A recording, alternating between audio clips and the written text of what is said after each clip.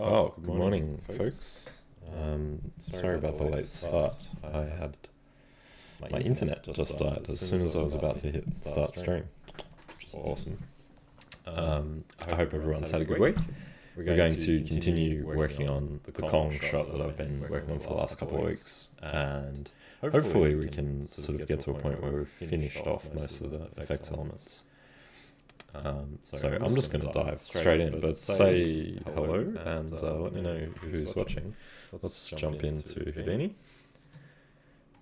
And so I also wanted to touch on what the problem was last week that I was having, which was a silly thing, but it occurred to me this morning when I was having a look at this, that the reason I couldn't get my leaves spinning last time, if you remember, I was having a problem there, was we tried to do all sorts of things. I tried pop spin and pop spin by volumes, etc., and even setting orient after the fact. The reason that it wasn't working is, I think, because I wasn't defining an orient attribute before the simulation. There's an echo. Okay, let me have a look, see if I can... Hi, thank you. Let me see if I can kill the echo. 1 second. Let me know if it gets better, actually. Is that better?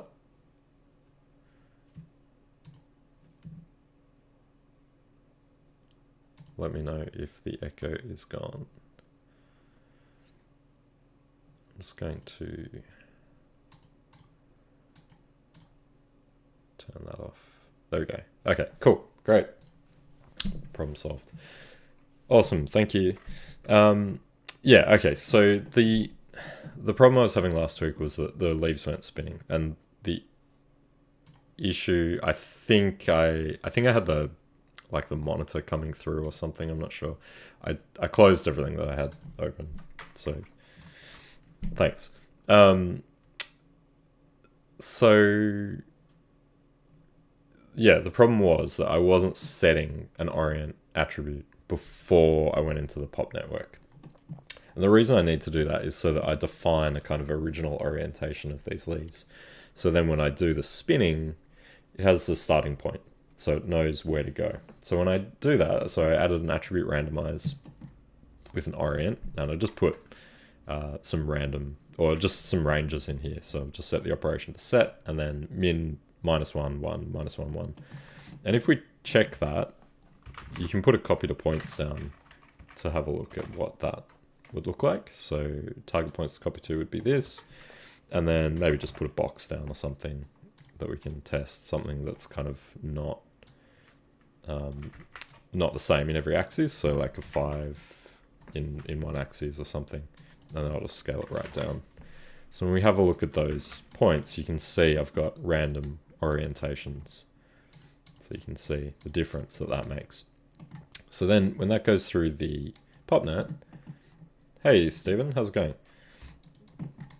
And hello, I should have said hello, but I was too preoccupied with the echo. Hi Danny, hello Anonymous, and hi Ksenia. Is that right, Ksenia? I think so. So you can see the difference that the attribute randomizer is making there. Now, once we get the spinning happening, which in the popnet, I switched it from a pop spin to a pop drag spin, which adds a little bit of resistance to the spinning. And that can kind of help, so they're not so spinning super quickly all the time. It adds just a little bit of nice drag to the spinning. So if we have a look at that now, we should see that once they start moving, just go forward a little more, that you can see now I'm getting some spinning. So it's a little bit hard to tell, but it's a good way to test just with an oblong kind of box like this. You can see now that I'm getting some nice tumbling behavior. It's pretty subtle, but you can definitely see that they're spinning there. Some of them are spinning more than others, but that's working a lot better now. And when we go to our leaves, so go down here, and if you remember, our attribute wrangle here is just setting the P scale. So that's giving us random size of the leaves. So here's our leaves here, and if you have a look, we get some sort of nice tumbling motion. And it looks quite natural now that they're spinning instead of just staying on the one kind of axes the whole time. All right, so that was just something I wanted to touch on just because I didn't completely get that figured out last time. This week, I'm going to work on the fire. So I'm going to take a look at the fire that's meant to be on these poles here. So if I turn off all of this stuff, we can see in the original render that we've been provided with, we've got, let me just get rid of those as well.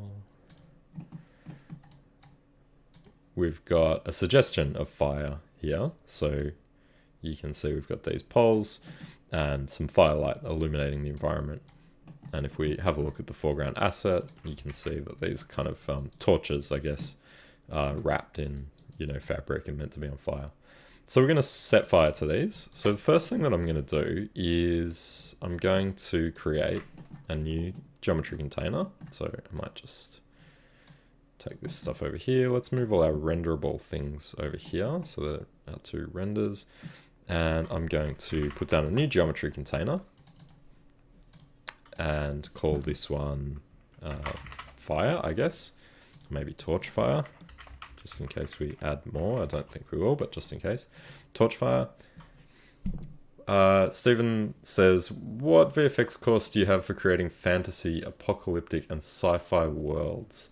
Are you interested in creating the models for those worlds specifically? I mean, in effects, in Houdini effects, we sort of create all sorts of, I guess, effects elements. So you could think about creating clouds. You could potentially create cities in Houdini. That's a good thing about Houdini, I guess, is that it is a kind of, world builder where you can just kind of create these tools to build either amazing terrains or interesting effects or cities, things like that, and then change them in procedural ways. But I guess what element are you interested in, Stephen? Are you interested in modeling or maybe more art side of things? Because obviously there's 2D where you can you can paint those worlds, but maybe you're more interested in the 3D side. Okay, so I'm going to object merge in. You just came here for the heckling. Hey Robert, how's it going? Morning. Early there, isn't it? Hope you've got your coffee or your Red Bull, whatever floats your boat. So I'm going to bring in the foreground asset here, out foreground, and we're going to isolate the torches. Here we go. So I'm just going to grab these two top parts because that's the part I'm actually going to set on fire. Just woke up. Nice. Well, good morning. So these are the parts I'm going to set on fire. And I'm actually going to isolate just one of them to start with because I just want to focus on one and then we can copy the result over to that one. So I'll just focus on this foreground one first. And I'll go back to my original and I'm going to select the pole as well. Make sure that I've got everything that I need. I don't think there's anything underneath this. If I zoom in. Oh, there is a little kind of thing inside there as well. So I might just select both of those too. I'll just do this one first, hit delete non-selected. And now I've got the kind of pole element as well. That might be useful. It's got a little rock attached to it too. Okay. So we've got that. Now I'm going to start by setting up my sort of fire source. And the first thing that I need to do for that is just scatter some points, or scatter a whole lot of points. I want it to be pretty dense. I'm going to turn off relax because that is pretty slow. It's not too bad at the moment with 1,000 points, but it does get very slow if you put that total count on the scatter up. So I'm just going to go until I see a pretty good density of points, and that looks pretty good. Happy with that. Let me just turn off my lighting. There we go. And the next thing I'm going to do is I'm going to create an attribute VOP, and I'm just going to put some noise on this.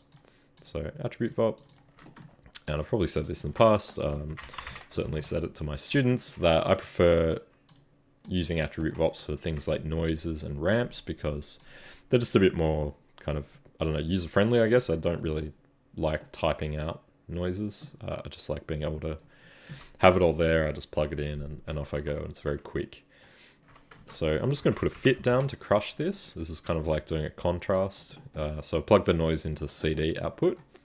And, okay, so Stephen says the art side of things. Stephen, I think, you may be more interested in concept art than if you are interested in like maybe the more 2D side of things. Then concept art, is a good place to kind of work on those, fantasy, sci-fi, I guess, what else did you say? Fantasy, apocalyptic, sci-fi worlds. Yeah, I mean, with concept art and painting, you can kind of very quickly and easily come up with a really nice image. Whereas with VFX and with 3D, it's a lot more work. Obviously, you have to create everything, you have to build all the models, then you have to do the effects, and then you have to render everything out. But with art, and this is something I like about drawing, is that it's immediate, and you can do it. What you put on the page or what you put on your Wacom or whatever, it's there and it's immediate, and it takes significantly less time. Although it's hard as well. It's hard to get something that looks nice, but it definitely, that immediacy is something that you miss when you work in 3D, because everything takes a long time. So hopefully that gives you a little bit of an idea. All right, so what am I trying to do here? So you can see how I can crush this. It's like applying a contrast in Photoshop or something. I'm also going to animate this noise, so I'm going to promote the offset. And I might actually promote all of these, so I'll promote frequency, offset. Probably don't need to promote amplitude so much. Are 3D model worlds used in films like Avatar and Star Wars? Yes, absolutely. All those big VFX films are using 3D modeled environments, 3D modeled characters, spaceships, all that stuff. But it all does start at the concept stage, where an artist, an illustrator, a designer will come up with those things. So if you look at how the original Star Wars was made, for example, you see a lot of really beautiful concept work has been done. So the modeling department, and back then it was a physical modeling department, they're actually building real sets. They know what to make. So it's really important to have that that guide for them, so that they know what they're building and what it's meant to look like. And sometimes those concept artists or those designers are responsible for creating a sort of, I guess, a style, an overall style.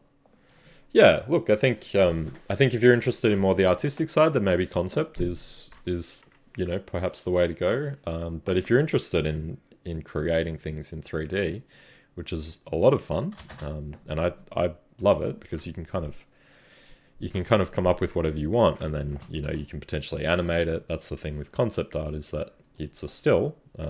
It's a beautiful image, but it is just a still. So for me, animation is the thing that I really like. So that's why I like doing that sort of stuff in 3D. There's also 2D animation, but that again it's a lot of work to get a result. Whereas in 3D, there's a lot of shortcuts that we can take, and a lot of things. You can see I'm animating already. I just used a little expression here, $F divided by 24, which is just taking the frame number and dividing it by 24. And because the frame number is increasing in the timeline, I get this animated result. So I'm just doing a little bit of phasing here for my fire. So I might just change my noise type. Might go, let's try sparse convolution or original Perlin. And I think instead of a fit, what I'm going to do is, actually I'll leave the fit and I'll put a ramp in. What I was hoping to get was a little kind of line. Whoops, that's not what I wanted. Ramp parameter. I wanted a little line instead of this sort of blob. So I'm just going to open this up a little bit, and then my ramp, this is going to be a spline ramp, and then out here, I'm just going to peak the spline ramp, and you can see by default it would be like this. This is the result I was getting out of the fit. But if I peak the spline ramp instead, it cuts out the middle section of that blob, and I can kind of get this nice line, this sort of veiny look, which is kind of cool. All right, so that is, it's good for a start. We'll probably need to tweak it later, but that's kind of okay. So this is going to be the basis for my source. Do the 3D modeling courses teach everything like world building, character modeling, etc.? Look, I'm not 100% sure. I know that they teach the basics of 3D modeling. They do teach you how to model a character. I'm not sure about world building, though. That there may be specifics for each course. I'm not 100% sure on that. It's not my thing, the 3D modeling side of things. But you know, once you learn the basics of any package, you can kind of do whatever you like. So if you learn to model a character, but really you're interested in creating terrains, and you can take those things that you've learned and apply them elsewhere to other things. So I think it's important to just learn the basics before you learn specifics. Once you learn the basics, then you can go off and kind of go, okay, now I want to learn how to do terrain modeling. And because you know the basics, you don't necessarily need guidance. You can kind of figure that stuff out once you've been shown how to model in general. You can kind of model anything. Characters, I find are difficult, the most difficult thing to model. For me, I think terrains are a lot easier usually.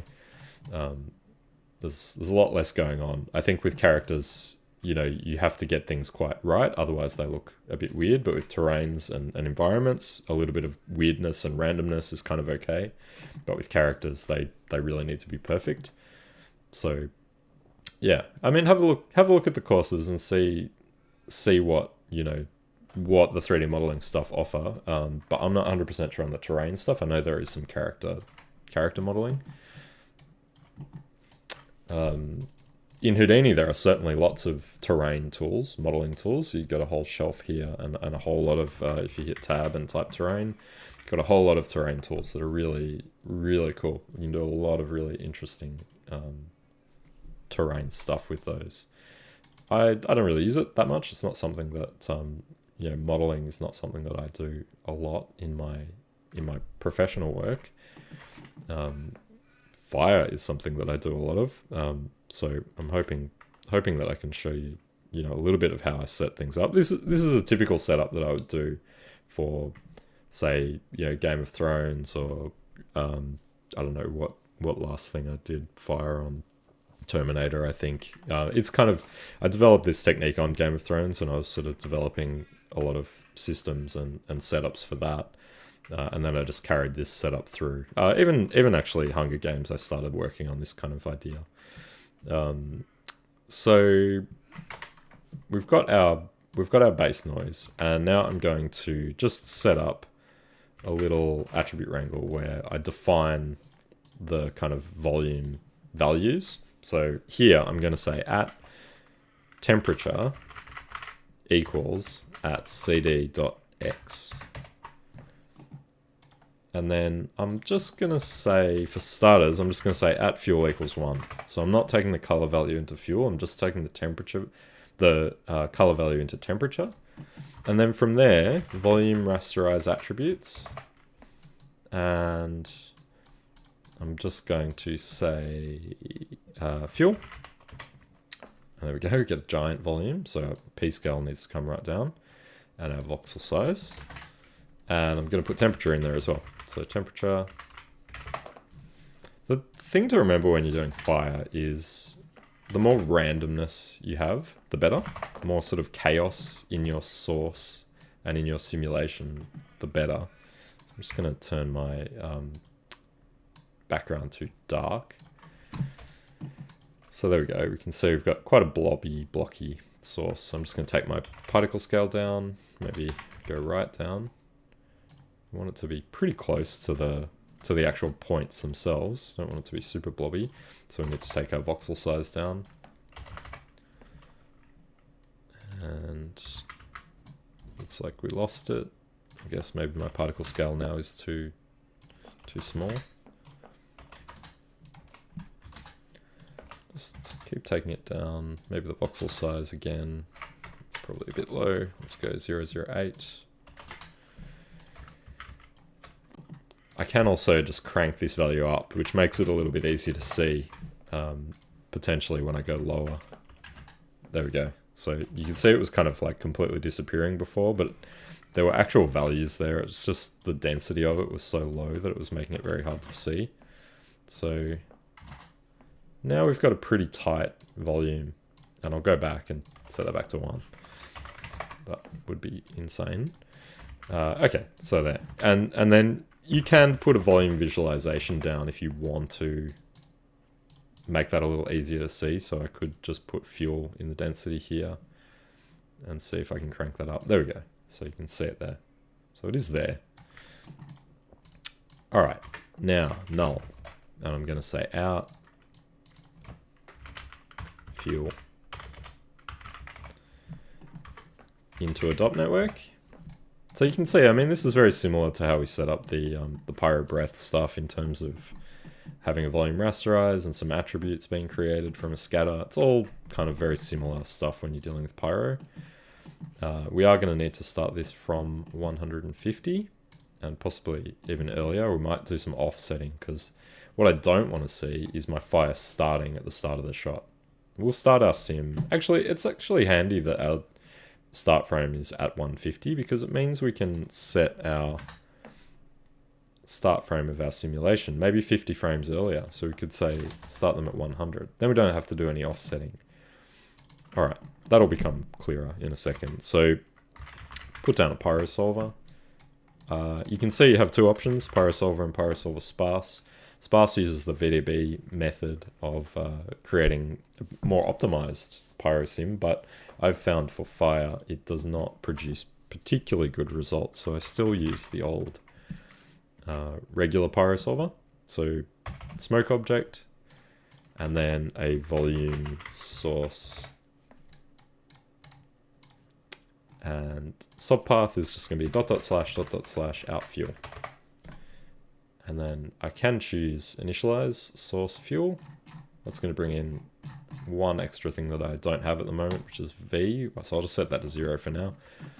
And we need to create our bounding boxes. So here's our source. We might go all the way back up here to our object and just bound that for our initial bounds. Null out initial bounds. What we could actually do, see just how lazy we can be, we have an object here called initial bound. So we did set this up already, and it's a bit of a pain to kind of write these things out every time. So you could just copy your smoke object here, go back to my Torchfire, go into my .NET, paste that in there, and you can see now I've got this smoke object with dot dot slash out initial bound. And then I just rename that, and now that should point to the correct location. So I've set my start frame to 100, and now I should get that in the correct location, hopefully. Initial bound, yeah. Let's just make sure that that is working. Doesn't quite look right at the moment. Out underscore initial bound, let's just make sure.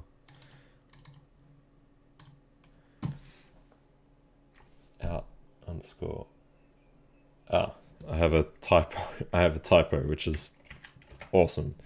I have a typo in my setup, which means I do have to edit this stuff, but still it takes me slightly less time. I don't know. I just hate typing these things out. It's really just about being lazy. There we go. Look at that. Okay, and our division size needs to be way lower.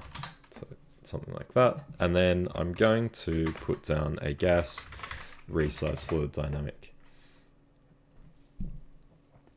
Yeah, that's right, Stephen. The concept artist usually takes some direction from the director or like the art supervisor, VFX producer, someone who's going to interpret the kind of the director's vision. They in turn create a concept, image or a whole range of things based on what they're trying to represent, and then that concept stuff gets handed out to the studios, and it it informs what people in the studio are going to do. So, for instance, we may have received for this shot, we may have received, I don't know where my camera is. Oh, I'm looking through the wrong camera, I think. No. I don't know what happened. Oh, I'm before the frame. Yeah. So for this shot, for example, we may have received a painting that exactly represented this. Some fire, some leaves blowing around, some dust on the ground, and some drool in Kong's mouth, and then a nice painted Kong with this kind of moonlighting. So we take that image and we go, okay, so this is what we need to create. Let's do it in 3D. Let's animate it. Let's make it cool. And that informs everything from what the modelers need to make, what the environment kind of looks like, and the kind of feeling of it, what's it made out of, rock, etc. The effects artists can also take that and go, okay, cool, so we need to make this drool in the mouth. We need to add fire to these torches. We need to add dust in the air and leaves. You don't always get that stuff working on a film, quite infrequently these days, I find. But when you've got it, it's really helpful because it saves you that kind of that step that quite often has to happen, where you try to figure out what they want and you do it and they go, no, not that, do something else, which more often than not is what happens these days. So having concept art to inform you on what you're meant to do is really, really handy. So reference field here, we're not going to be doing smoke for this, I don't think. I'm going to try and limit it to not having smoke, so that I don't have to worry about that. I'm just going to have some torches, maybe a tiny little bit of smoke, but for starters, I'm just going to worry about fire. So on the gas resource fluid dynamic, instead of having reference field density, I'm going to do reference field temperature, because I don't have smoke, and when I sim this, it will just resize to nothing because there isn't any density. On the combustion tab as well, I'm going to turn off emit smoke so that it doesn't actually create any smoke. So we've got fuel, we've got temperature. Concept artists are a lifesaver because most directors don't really know what they want or how to express it. Yes, that's right. And I find these days, the way films are made, they haven't even really figured out the ending. They don't know a lot of stuff, and they quite often think, oh, we'll just figure it out when we get to post, which is what, VFX is, post-production. So, I don't know what's happening back here. I don't know what type of environment this is. It's just an actor on a green screen doing their thing, but we'll figure it out later. So it really helps to have a concept artist figure that stuff out before you get to the 3D stage, because the 3D stage is very laborious. It takes a lot of time, a lot of money, and a lot of people. So it's really handy to kind of have nailed down some of that stuff before you start building assets. Quite often, we'll build stuff and it gets scrapped because there hasn't been a clear vision, and that is really, really frustrating. So I need to add, I just hit play and nothing happens, so I think I need to add some delay frames to this resizer so that it waits a little bit before it kicks in. And there we go, now I can see something.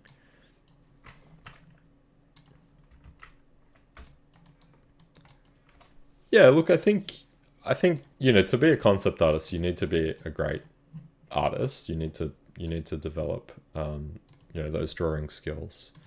But it is a really good way to kind of get that stuff out and to just be creative on paper or on Wacom, whatever you want to use. I think if you're interested in that sort of stuff, then you should definitely start practicing. Yeah, having an imagination is a big part of it, but you definitely need to develop really good drawing skills as well, and be able to do it quickly and be able to transfer your dreams and your imagination or other people's kind of direction and imagination onto an illustration. That is sometimes more challenging because you need to be able to interpret what other people are telling you into something that's what's required. That's a cohesive kind of image. All right, so we're starting to get somewhere now. I was in wireframe. It quite often gets me where I think, oh, nothing's happening in my simulation, but lo and behold, I'm in wireframe, and there is actually something going on. So you can see, because of my phasing temperature, I'm getting this interesting kind of pulsing effect, which at the moment isn't very interesting. And I actually need to set up another bounds because this is just all happening in my initial bounds at the moment.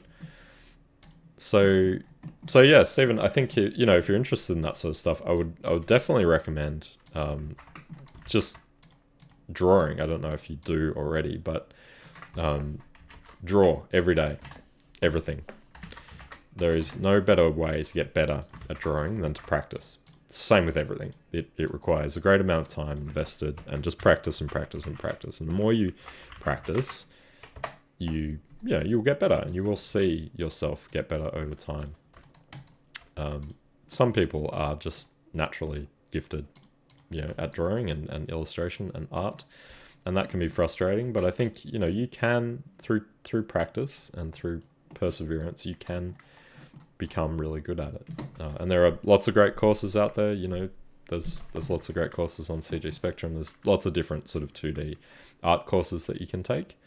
But for me, you know, drawing is just about daily practice because it's a skill that you can lose as well. So if you were a good drawer and you don't practice, you lose it. It comes back, but you have to practice. I take sketchbooks with me, you know, wherever I go, and I'm always drawing. If I'm waiting for something, or if I'm sitting there waiting for a bus or a train, then draw. You know, it's a good way to pass the time, but it's also a good way to keep your skills up. So I need to add max bounds to this. So I've just created another boundary here, and what I'm going to do is just make this taller than it is low because the fire is traveling upwards. I don't need it to travel downwards. So I'm just going to do something like that, and that should be fine for what we need for our max bounds. So I'm going to put that in the max bound slot here. Initialization, not initialization static, that takes the initial bounds. Initialization static, I'm going to change it to from object and go ... out max bounds. And now when I hit play, you'll see that this boundary expands. Get out of my wireframe again.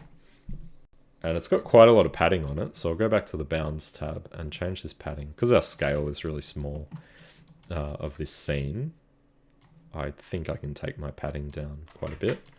So I'm going to go 0.05. There you go. Also, because I'm using temperature as the resizing value, temperature expands quite a bit. So if you have a look at the temperature field and step through, you will see that it expands. One of the reasons it's expanding at the moment is because I haven't changed any of the settings on the Pyro Solver. Hey Rizwan, you can draw Fred Flintstone. Cool. That's a good skill to have. I like the Flintstones. I haven't seen that in a long time. So the reason that temperature is blowing out like that is because of temperature diffusion. So that's a blurring effect on the temperature field, which with detailed fire, we don't want that. So I'm going to turn that way down. With explosions, having a bit of temperature diffusion and blurriness to the temperature field is fine, but for detailed fire, it is not. And you can see, as soon as I turn that off, I get nice, big, tall flames. And my temperature field is not a blob anymore. The temperature field should look pretty close to what you're getting as a result. So you can see all that detail there now is coming through, whereas before I was getting just blurry nothing. Robert says, I can't draw anything. That's why I put numbers in a computer to make stuff. Yeah, well, look, I'm not the world's best drawer either, so I definitely find, certainly for, you know, creating things like this, I couldn't draw that. So I do find simulation and 3D stuff a lot easier. I'm not a great animator either. I tried it. I really wanted to be an animator, but I just suck at it for some reason. So simulation is, for me, that's my way of making things move.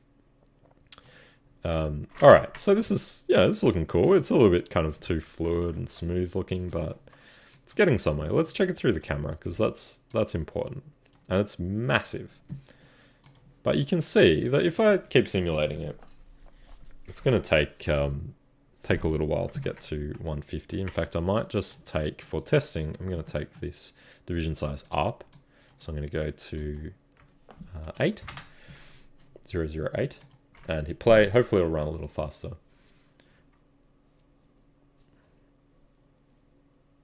getting better at modeling procedurally.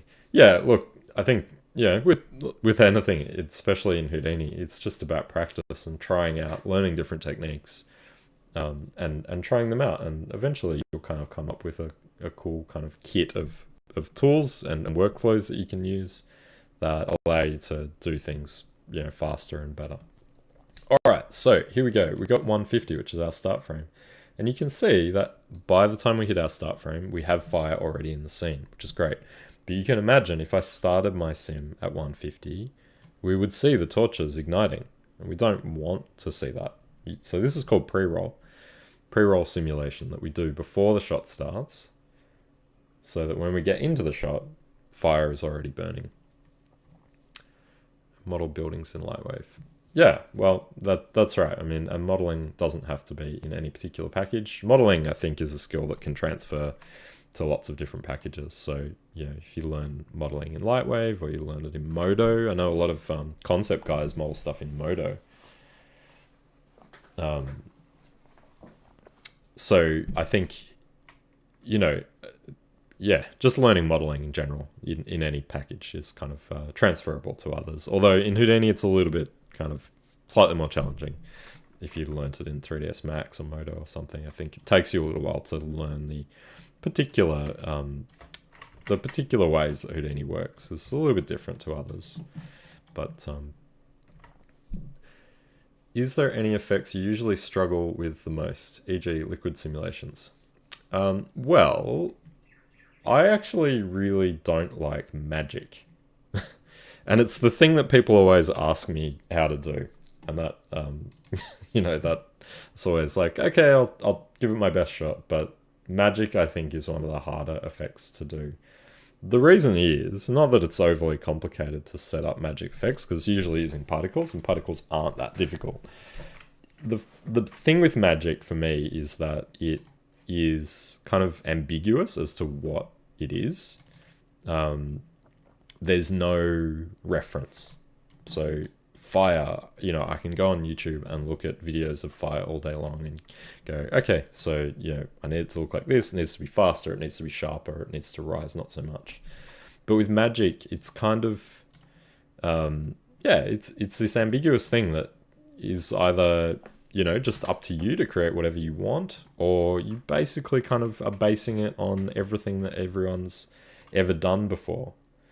So whether that's looking at magic in other movies or maybe animations, I really like to look at animation when I'm doing things that are a bit more fantastical and magical.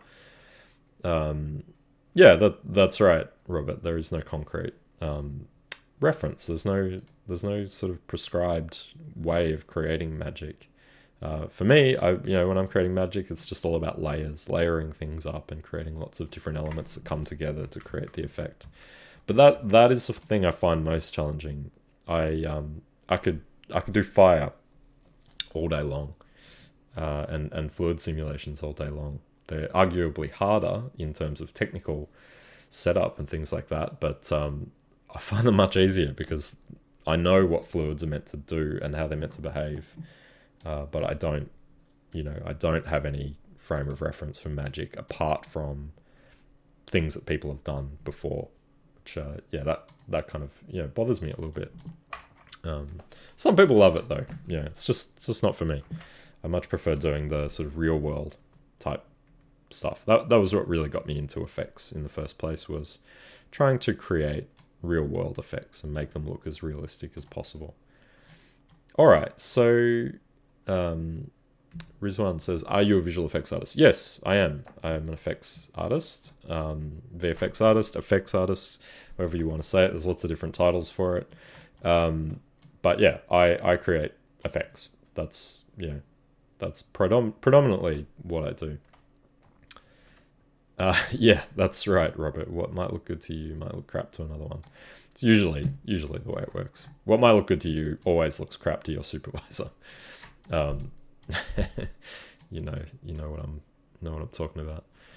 I'm trying to find videos on how George Lucas created his Star Wars universe and characters. I think there are lots of making of kind of documentaries. There are at least. I mean, I remember on the special features of the original Star Wars back when I got those VHSs for Christmas one year, there were making of documentaries that went along with those, and they're pretty cool.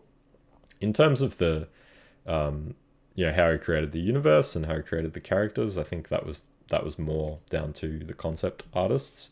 Obviously, he would have had a great amount of input on that, but a lot of that stuff was kind of left up to the creative artists to kind of develop, the look of the aliens, the look of the creatures, and he would probably pick which ones he liked and which ones he didn't. I can't remember who did the creature stuff on Star Wars, the illustrations at least. All right, so I'm trying to get there with this fire. It's a little bit tall, to be honest. It's looking a little bit tall and languid. Let's check through the camera again. So I want it to be burning kind of about here, I think, not this super tall flame. So what I'm going to do there is turn down the buoyancy. So buoyancy by default is at 5, which is pretty strong. So I'm going to turn that down to 1. I'm also going to turn up cooling rate. And what the cooling rate does is it basically reduces the temperature field over time. So the higher the cooling rate, the more it reduces the temperature field. If you put the cooling rate at 0.9, it reduces 90% of the temperature field every frame. We're pumping temperature in all the time, so it's not going to end up being 0 unless we turn off our source. But it's going to cool it a lot faster. But if you only remove 10% every frame, you're going to get much more temperature, and that ends up with the fire rising a lot higher and just persisting for a lot longer. So there we go. We can see it's rising a lot slower now. So I'm going to put this back up to 0.95, and our buoyancy is at 1. So it's going to be rising a lot slower, but hopefully it will kind of dissipate a lot earlier as well because of this cooling rate. There we go. So it's still a little bit tall, but it's definitely come down, significantly. It's probably a little slow now, but we can always increase our timescale. So for fire, I find you definitely want to go above 1, 1.5 to 2. Once you go above 2, it starts to behave a little bit erratically and a little bit crazy. So I find going 2 is kind of the max that I would go there. It seems to just be a bit too flickery and a bit too full on over 2. All right, so let's zoom in and take a look, see what we've got. Probably need to do a flipbook as well, just to check the speed at real time, because in the viewport playback is kind of, it's not really real time, even when it's already cached. It's just, there's a little bit of lag to it. I used to think to make cinematic universes, I had to create comic books. Well, I mean, look, having a story, I think, is important when you want to create something from scratch. It's really important to have a story because that gives you all the ideas. And when George Lucas created Star Wars, that was the starting point, was the story. So I think once you have a story, then that informs a lot of the choices that you make from that point. You could start by taking a book or something that you really like and trying to create your own visual universe from that book. Sometimes, I think about doing my own illustrations for books that I've read. I think that's a really, really fun way to kind of put the things that you imagine while you're reading the book into images. And because it's a book, it's just text and it's just a story. You're not already having these images sort of provided to you that can cloud or murky up your own vision. Whereas if watching movies, you kind of get an idea of what that story looks like from someone else's perspective. So that will always be in your mind when you're trying to come up with things. All right, so this is getting there. It's definitely a lot shorter, which is good. In the visual effects, like in Toy Story, when Woody and Buzz Lightyear are on the RC car and Woody lights a match, RC car goes fast down the road. I assume there's more to that story, Rizwan. I'm almost done getting my bachelor's in film production. Cool. Well, that's great. I mean, I think then if you've done a bachelor's in film production, then you know a lot about how films are made, hopefully. So, you know, I think that's a good thing to have when you're being an artist as well, is knowing, you know, how your art is going to be used in the film that you're doing it for, or the production that you're doing it for. Knowing how it's going to be used and how it's going to be interpreted is really important, because you can design and you can draw things with that in mind. Alright, so what did I just do there? I just increased flame height a little bit. And the Pyro Solver, to be honest, is a really annoying solver to work with because of the way it's hooked up. So flame height actually affects cooling temperature. So the higher you go with this flame height, the lower actually the cooling temperature is. I tend to change this stuff as little as possible because of how like cross hooked up a lot of these settings are. But sometimes if you just want something to be a little bit higher, flame height up, you know, it can get you there a little bit. I haven't done anything to shaping settings yet either, so I'm going to go now and add a little bit of disturbance. And also, to get this to be a bit more broken up instead of just this really linear thing, I'm going to come out here and just create a little bit of velocity. So on my attribute wrangle, James Cameron does concept art too. You mean he does it himself? I'm sure maybe he would do little sketches. I'm not sure if he's like a, you know, super accomplished artist. James Cameron does everything. I'm sure that's what he would like you to believe. Point velocity.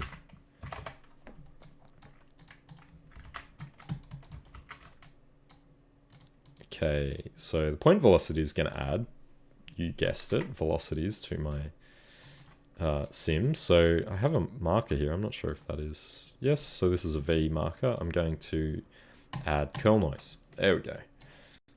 So that's a little bit insane. Let me just turn it down. And I'm going to change the swirl size to be quite small. So I want this to be kind of chaotic velocities, sort of throwing the fire out side to side. So let's try that. Just small. And on the volume rasterize, I need to add V. So now I've got a velocity field. It's popping up on the other screen. Let's just move that here. Here we go. So there's our velocity field there. You think he did concept for Avatar? Oh well, maybe he did. I was not aware of that. That's cool. I would have thought that probably you know, actual concept artists would have been involved, but yeah, I mean that's cool if he can do that. Tim Burton definitely does. I know that for certain. I just didn't think James Cameron was that artistically inclined, but maybe he is. All right, so let's put the scale up on this velocity. We could also go out and put the amplitude up.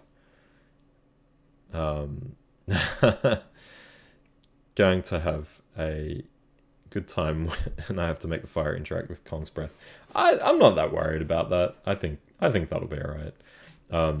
I think, you know, we could use the velocities from that pyro sim that we did of Kong, but I find, you know, when you're doing that kind of stuff, it's often simpler to just have a force that you animate in the direction that you need it to go, rather than using, you know, another simulation to feed that in. I think that probably, you know, is a bit of overkill. So you can see though that adding that velocity in there has just given it a nice kind of more chaotic motion. It's given it a bit of a wider kind of feeling as well, rather than this very linear straight line that we were getting before. So let's just hit play on that and see. Yeah, so it's a little bit too chaotic, I think. I'm not getting like a great sense of it rising. So what I'm going to do, let me just flipbook this actually. I'm going to right click on here, flipbook new settings, 100 to 250 will be enough to judge. Hit start. I'm going to add Godzilla. Maybe I'll add Godzilla climbing out of Kong's mouth if I have time. The last 10 minutes of this stream. So yeah, you can see it is very kind of now just sort of swirly and outward, but there's not a lot of rising going on. So fire should always be kind of rising, especially this type of burning torch fire. So I think what I should probably do is go back to my simulation now and up my buoyancy a little bit to get back some of that rising. And I need to reset.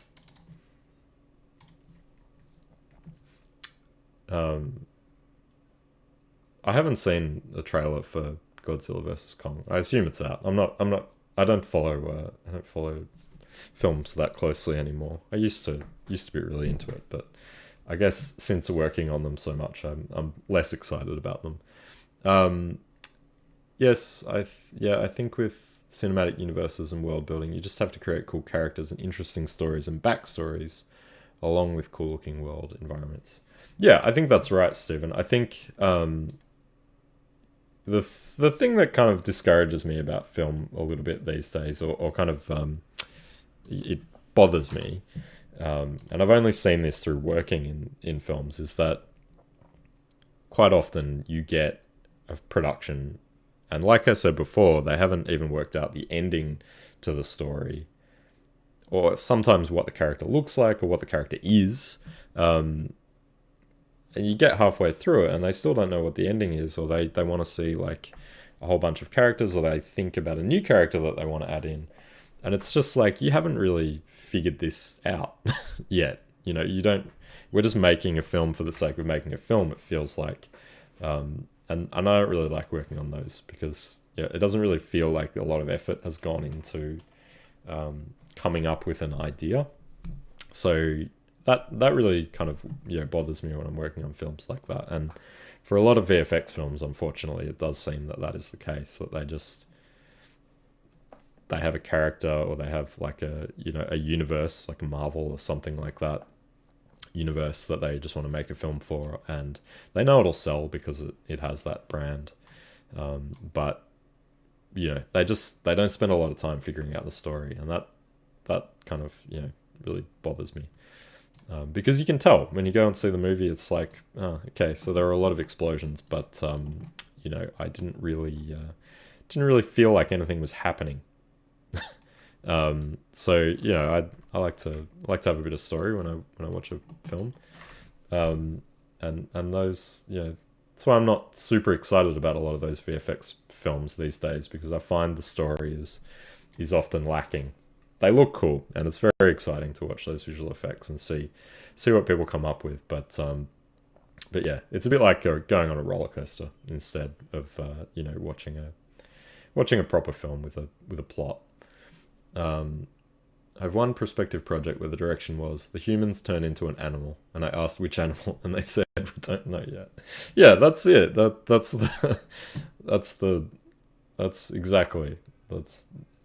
We have this idea for a film. There's no story that goes along with it, but we think it would be cool.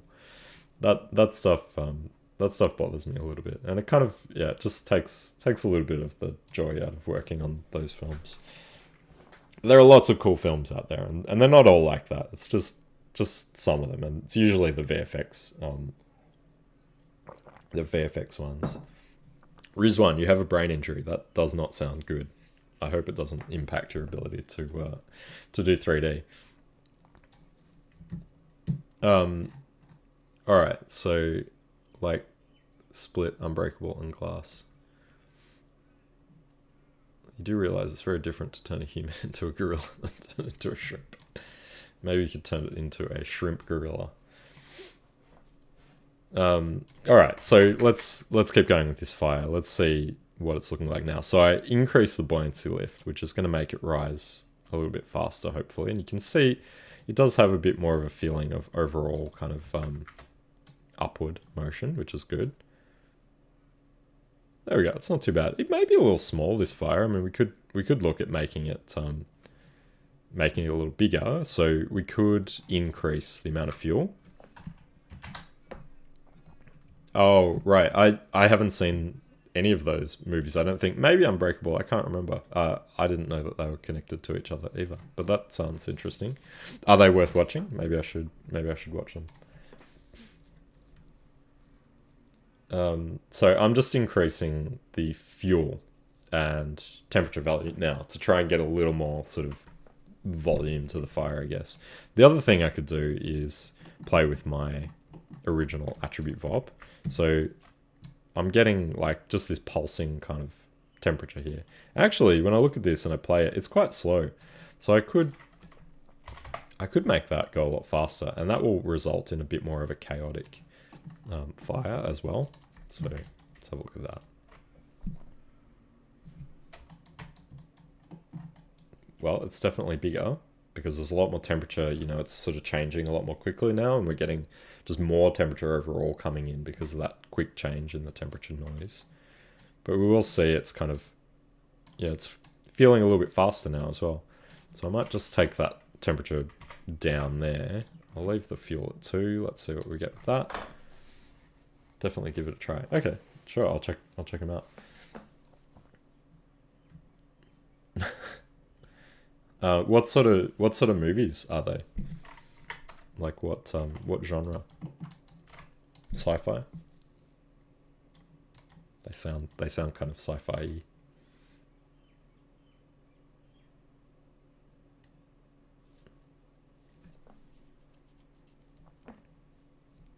Yeah, I think that's an interesting idea where you make films that aren't immediately obviously connected, but they are in some way. Or maybe there's one film that ties them all together. All right, so yeah, it's not looking too bad. We need to do a flipbook of the whole thing to tell exactly. Now, you can see I've created a kind of pretty good fire motion, but I haven't used any shaping settings yet. So now I'm going to add in the shaping, which will hopefully get me some finer details.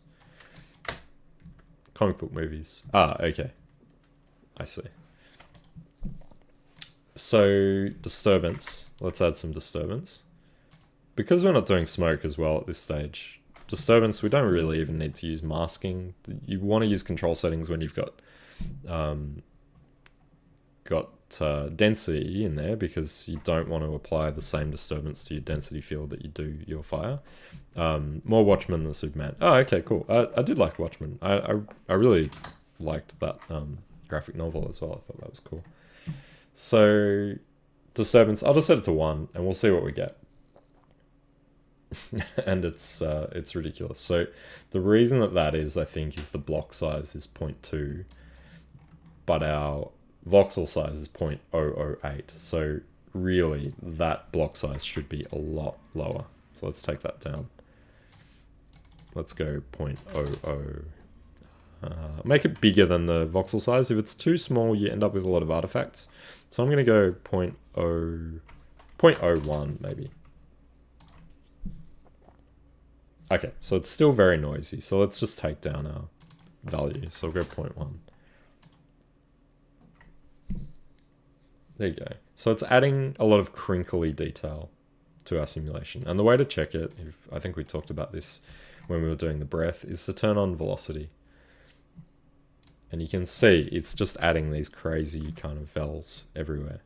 But that's okay. That's, you know, that's fine for what we want. I just look at it visually and just determine kind of, you know, what is enough and what is too much. It's probably maybe a little small, so maybe take that up a little bit. I'm still simulating at a very low resolution as well, so it looks pretty grainy and, you know, pretty rough. So hopefully when I go a little higher, we'll see some more detail to this, which is a little bit nicer. Horror, sci-fi, superhero, thriller, psychological is what I'll describe the genres of those movies. So everything sounds great. Something for everybody. I'm not overly into superhero movies. I am from an effects point of view, because that's usually where all the cool effects are, but I don't know. I feel like they've been done to death a little bit. I got really kind of over Spider-Man movies being released every year. A new Spider-Man, it seemed, was coming out with a different character, different Spider-Man. It just really bothers me that they do that, because it's just money. They know it's a sure thing, so they can get away with it. But I don't know. Something about it really bothers me. So that disturbance is not working too bad. It's a little bit crinkly, but let's up the res a little bit. Well, occasionally a really cool, a really cool thing comes along, like the animated Spider-Man, which was awesome. So yeah, I think it's I definitely shouldn't blanket block all Spider-Man movies, but Spider-Man 3, like the Tobey Maguire cheese fest that it was, really inspired me to get into VFX. The Sandman was just so amazing at the time. Looking back, it's a little bit average nowadays, but the way that they were able to do that effect, especially the Sandman forming shot where he originally goes into that spinning sand thing, just that blew me away. I tried to recreate that way back in 3ds Max, and I just couldn't do it, mainly because I didn't have access to the types of tools that they were doing. Now in Houdini with VDBs, you can kind of do that stuff. The level set, I remember reading about how they made it, and they used level sets, and I was like, what the hell is a level set?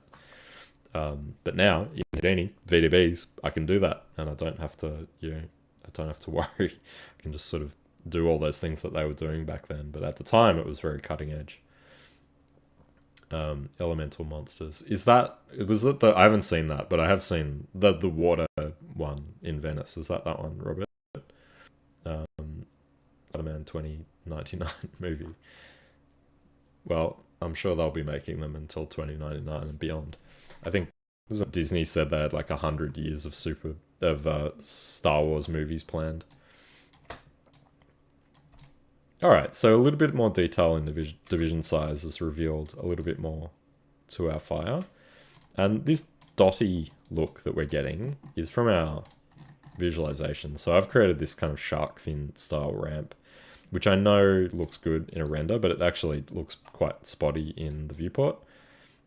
So if I turn that back to just a straight increasing ramp, you can see that spottiness kind of goes away. But you get this very solid color core. So that's why I usually take the end of the ramp down, and that gets rid of that core. We can also play with the colors. I mean, that color is not particularly attractive, so I can take that down. When you add a little bit of white to your color, instead of having full saturation, just having a little bit below, you can see the natural way that this visualizer works is as the emission goes up, it blows out to white. So it just multiplies these color values. So if you have a little bit of white in your color and you raise the emission, or the fire gets hotter, it blows out to white, because as you multiply it up, it eventually hits white. But if you don't have white in there, it just multiplies up to be super saturated color. So always in my fire shaders, I add a little bit of white in my color. So I usually have this kind of peachy tone so that it naturally blows out when it gets hotter. Okay, so that's not looking too bad. I think, yeah, I'll cut the low end out. So when you're dealing with fire, and this is the same for shading, I'm using temperature at the moment, which is a fuller field. You can see if I use heat, it's a lot more clipped already. But if I use temperature, I can get the same effect, but I need to clip the field a little bit. So you can see all this soft detail, which doesn't look that great in fire. So you can clip that away by either changing your ramp or changing your emit range. So you can see the emit range here. If I raise that up, get the same effect. So I can really change the look of this fire just by changing the ranges that I'm sampling. But I like to usually do it with a ramp. So this is why I end up with this kind of ramp that looks a little bit like a shark fin, because I clip it very aggressively and I end up with just sampling a very thin section of my temperature field. And like I said, in the viewport, it doesn't look that good. But in the render, I know that it will kind of come out looking pretty nice. So let's just do something like that for the viewport. Okay, so let's have a look through our camera again, and I'm going to just make my viewport a little bigger. Yeah, I agree, Stephen. I think they do need to focus more on better stories and less on money. But unfortunately, Hollywood is business. So I feel like I feel like it's up to the independents to produce those quality stories. And, it's really good that we have places like Netflix and Amazon, all the other streaming services now, because they're much more willing to take a chance. They have their audiences already. The audiences are already paid. They pay their subscription every month. So they don't have to get them into the cinema. They're already there. They just have to pop it up on what's new and what's hot this week in your Netflix, to get people interested. But yeah, I think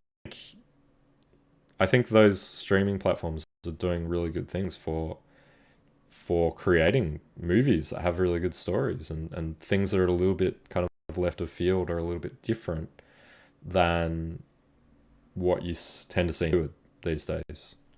Hollywood is run like it's run like Hollywood movie production, whatever they're called, are like a business now. So they take very calculated risks, or make the risk as low as possible, which is why we see spy movies every year, because they know it's a sure return on their investment. They know that there are a lot of fans that will go to see the movie, no matter how actually good or bad it is. They will just see it because it is Spider-Man or Batman or whatever. So yeah, I think it's great that we have these streaming platforms now, and they're very successful. So they have a lot of money to pump into these indie films, or just trying new things out and seeing what happens. And yeah, I think it is just because they already have the audience. They don't need to worry about that. They're not selling tickets.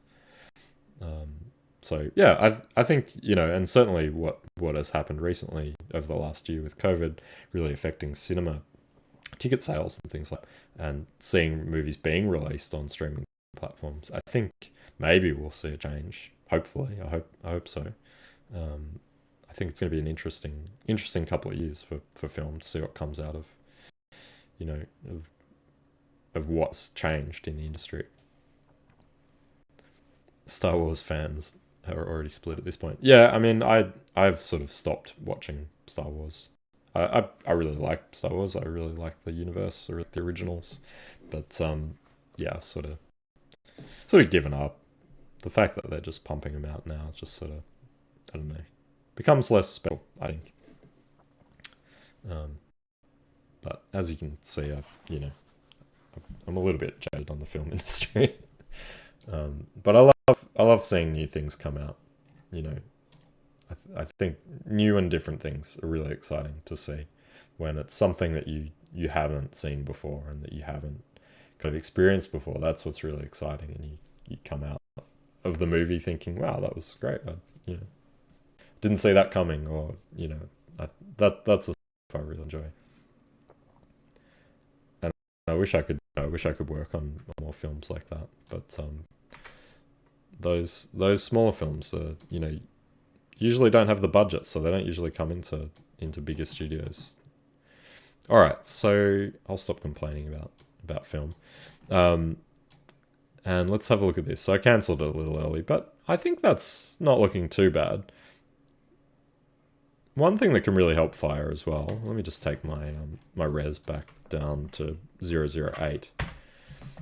Never been a Star Wars fan or Star Trek. Yeah, I have friends that are like, they don't like Star Wars either, and I'm always surprised by that, because it is a good story, I find, and a good universe. But yeah, each to their own.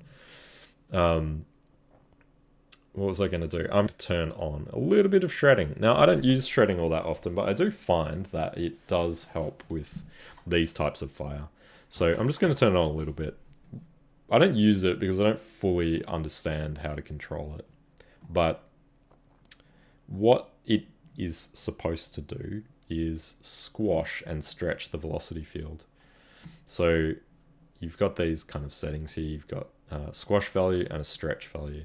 So based on these temperature thresholds, it will kind of push some areas in of the fire and pull some areas out. And what you end up getting is kind of bits of fire breaking off, and these little kind of tendrils, which is what you tend to get in these smaller types of fire, is you get little licks kind of breaking off at different times. So hopefully, when we turn that on, we'll see a bit more of that kind of happening. And it is a really good idea when you're playing with these things, you don't know the effect or what it's going to do or how it's changing your simulation. It is a really good idea to Flipbook and compare your previous result and then the result with shredding on. So you can see, I get these kind of little, see these things? These little tearaways, these things that leave the main body of the fire.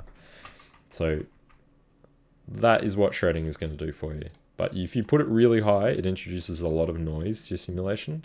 So that's another reason why I don't use it, because of the noise that it introduces. But a little bit can be good. And we can also turn on confinement. Confinement is going to amplify existing vortices in the simulation. So it's not going to add its own noise, but it's going to take the little swirls that are in our simulation already.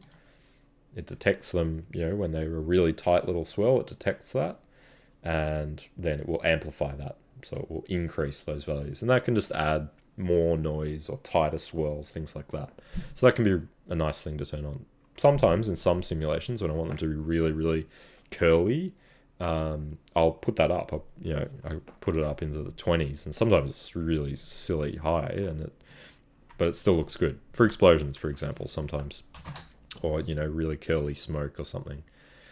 But you can see when I put it up, it starts to get really kind of fuzzy. But maybe that's a good thing. So it's good to experiment with that, and don't be afraid to put values that are crazy high. Just test what it does, see how it looks, and see what the result you get. I think people hyped it up so much for me that when I sat down, I was like, "Is that good at all?" Yeah, I can imagine that happening. It's often the way when people build things up that you go to watch it and you're like, it's not that good. All right, so I'm going to now dop import out my fire. So drag the dop.net up into the dop network slot. Dop node, I'll just copy that path and / smoke object 2 looks like the one I need. I guess that's the name of it. There it is there. And I'm going to choose presets, pyro. There we go. Now this is going to bring out a whole bunch of stuff that I don't need, so I'm going to get rid of CD. I don't really need fuel. I don't have a rest field. I've got density. I don't actually have density, I don't think, coming out. It's spitting something out. I'll leave it there. And I'm going to turn on compute min-max values. That's also a handy thing when we're doing shading. So what that does on the geometry spreadsheet, under primitives, it puts a minimum and maximum value for the field. So you can see without that, I don't have that. But with it, now I can see very quickly, okay, so on this frame, the maximum value for heat is 8. The maximum value for temperature is 4, it's pretty low. And the velocities, and density actually is 0. So you can see those change every frame. So I'm going to now put down a file cache. Have I seen Tron? Yes, I have seen Tron. Tron, it was, again, one of those films that I really, really liked. I like that kind of the 80s aesthetic, I guess. And, that was one of the things that got me into film and trying to create 3D. I think I probably tried to create a light cycle at some point. I also studied industrial design at uni, and one of my kind of design heroes is not really an industrial designer, but he has that kind of I guess some of those skills. Sid Mead, who did the concept work for Tron, it's like this amazing sort of visual futurist is what he describes himself as. He's dead now. He died just last year, I think. He was an amazing designer. Loved his drawings. Incredible style. But that was one of the things that I loved about Tron, was seeing his amazing designs transferred into 3D. They were pretty rudimentary, but it was really interesting to see that, and that really got me into getting into 3D. All right, so file cache. I'm going to take my start frame, copy parameter, paste relative reference. And I'm going to run that to 300. And in fact, when I'm doing fire as well, I sometimes run over. So my shot ends on 300, but I'm going to run it to 350 just in case I need to offset it at all. Sometimes that is important.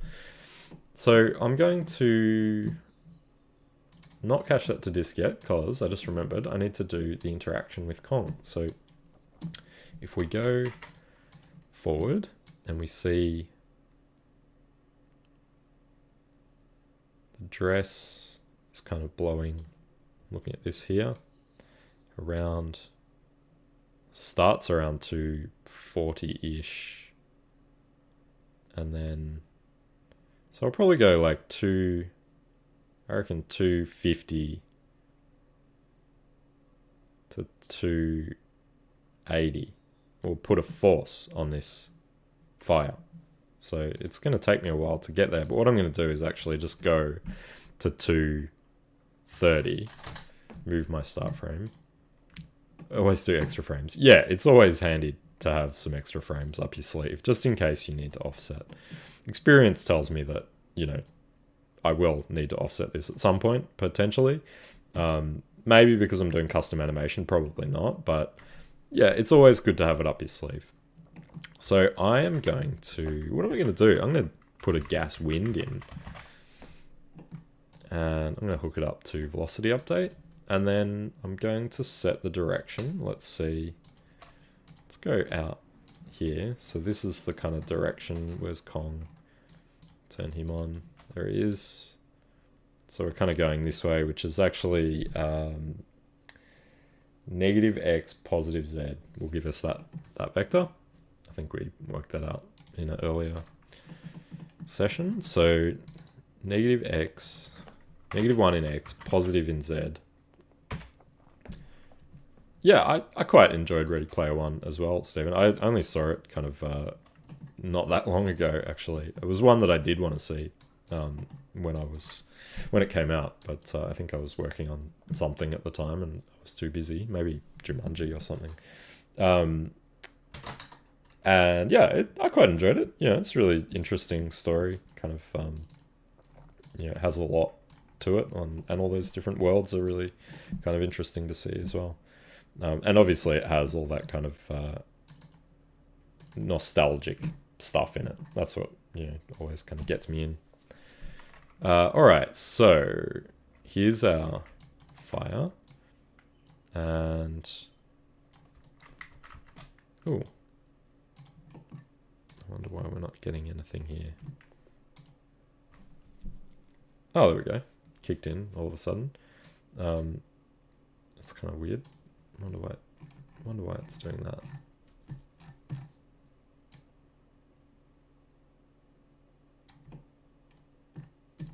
What could be the reason? Let's have a look at our source. So for some reason,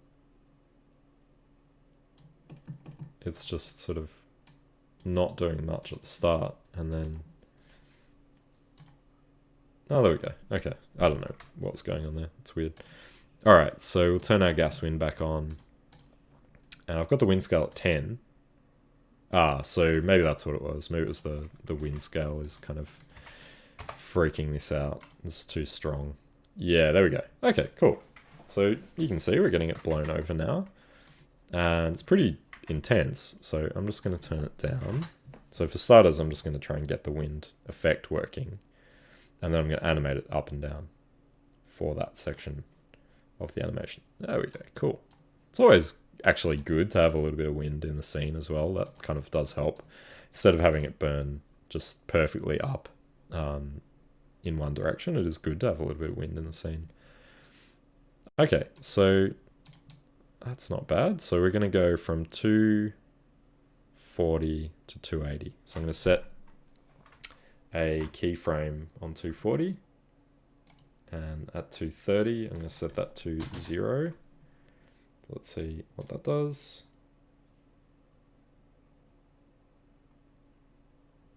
And I'm going to make it, by 250 I'm going to make it 0.5. So let's see how that looks.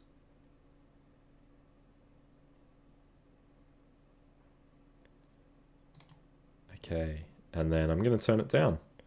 So I'll just turn the brain icon off so it doesn't cook the simulation, and then I reckon sort of, yeah, I'll just ramp it down to 280, or ramp it off. See how that looks. So, you know, it definitely requires to simulate the whole thing and to play this out just to see how it kind of works with the animation. But you can see it's kind of, I'm getting this, you know, blowing effect happening. And it's actually kind of trying to extinguish the flame, which was what was happening at the very start when I was trying this and had this at the 10. The flame was just kind of going out because the wind was so strong. So you can play with that effect as well. Just have it, you know, you could have it extinguish.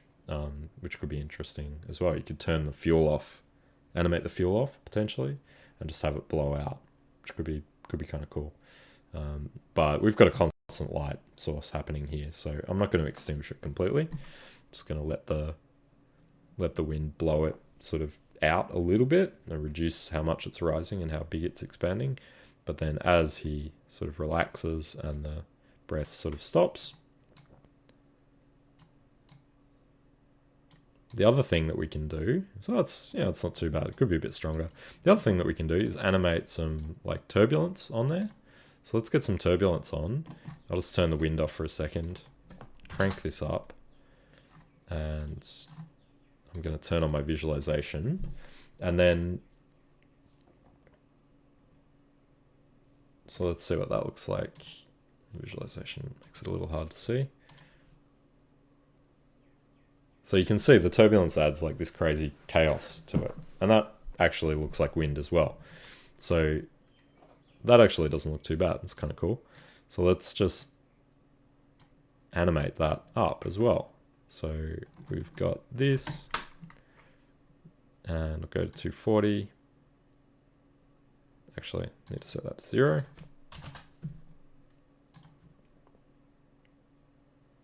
Maybe I'll go a little further, 250, 1, and then drop that back down over time to 0. See what that does. Turn the wind back on as well.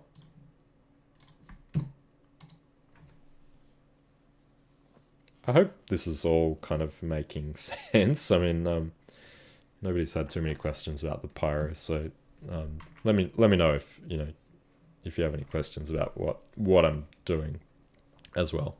But I'm happy to talk about films as well. And you can see, it's going to be easy. Once I've set all this up, it's going to be very easy to just copy this whole setup onto this next one over here. I could even potentially copy the same simulation, although, it's not great to do that because they will look identical. But yeah, it's very easy then to take this setup and just duplicate it and set it up for the second torch. One of the things that you need to be careful with turbulence and fire is that turbulence sort of pushes things in every three-dimensional direction.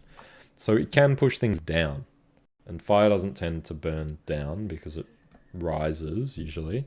So that is something that you do need to be careful of when you're using turbulence, is that you can see here it's stuck in this kind of downward direction. So you do need to be very careful about that when you're working on fire, that it's not pushing stuff down too much. It's not too bad because we also have this, vector pushing stuff this way. But it's just something to be mindful of when you're using turbulence. So that gas wind would be the same approach, and creating that wind for my dust cloud.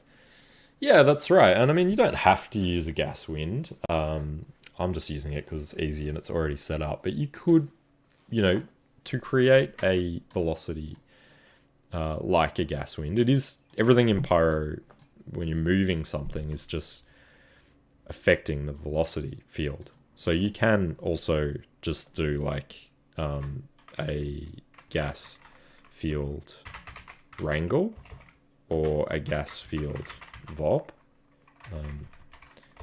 Again, I like to use VOPs. Gas field wrangle, so I could use a gas field wrangle and I could just say V at vel plus equals -1, 0, 1. And you will actually see that this is going to be quite an abrupt addition. So it's very strong. So you need to put like a multiplier in there as well to have that effect be a lot less. But you can, yeah, it's very easy to do this stuff. You don't have to use a gas wind.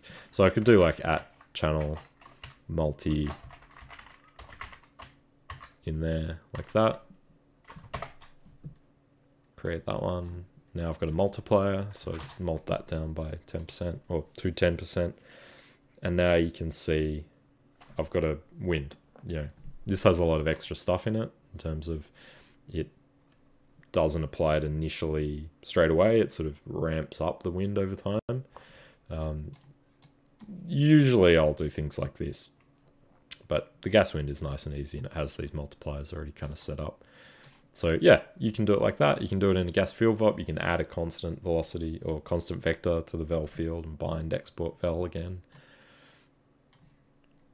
Animate the turbulence to generate some randomness to the effect. Yeah, that's right. I think, to be honest, I try to avoid using turbulence in fire for some of the reasons that I mentioned, like the turbulence pushing the fire down. That is an effect that you don't generally want. In this case, it's kind of okay, but I think, yeah, if you have any kind of things that are happening in your scene, animating the turbulence on and off can be really handy to get some sort of like chaos from motion. Maybe a character walks past a candle or something and you get a little flicker from some animated turbulence. I think that's a really good, easy way to add some randomness and some interesting kind of chaos to the simulation. I don't tend to like animate it all the time for, you know, just chaos in the sim in general. If I wanted that kind of randomness and changing effect over time, I would probably try to do that in the source rather than in the simulation shaping settings. So I can show you kind of that idea. With fuel, it's actually a really good one. Quite often what you get with fire is, you know, it'll be burning away and then poof, there's a big sort of puff of fire all of a sudden. At the moment, I'm not actually affecting the fuel, but I could. So what I could do here is, let's see, I've got my fuel set to 1 here. Let's do an attribute noise node. I would usually do that in a VOP, but these new kind of noise nodes are nice and easy. So I'm going to just vary the fuel attribute here. And instead of adding, I'm going to multiply that value. And what does it say here? Some incoming attributes are not vector types. It's a float. There we go. And let's just go down to our volume rasterize and look at my fuel here. And I should be able to see the effects of this attribute noise on this volume visualizer. So here's my noise type. I can change that to alligator or purlin. I can change the element size, so I can take that right down. So I find this stuff a little bit easier to do in VOPs, but you know, at a pinch, when you're in a hurry, these are quite good. So here's some offset value that you could do. Maybe I'll choose purlin. Oh.